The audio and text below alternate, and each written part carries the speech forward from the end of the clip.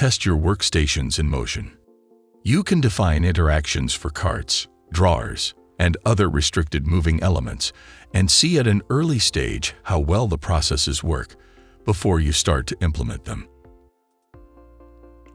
In our library, you will find already configured equipment such as drawers, height-adjustable tables, and trolleys. These elements are ready for immediate use, can be easily integrated into your planning, and customized for your workspace.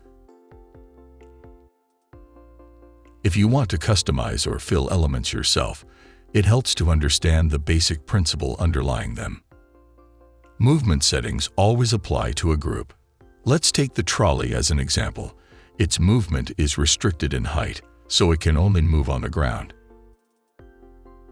To make objects move together with the trolley, you add them directly to the group in the group mode.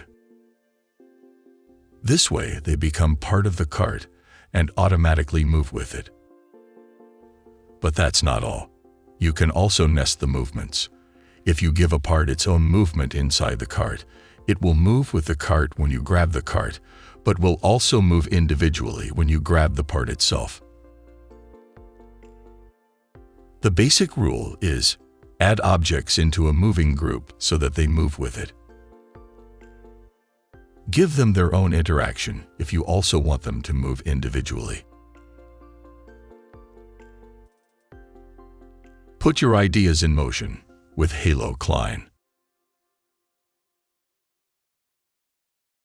Watch more and optimize your workflow.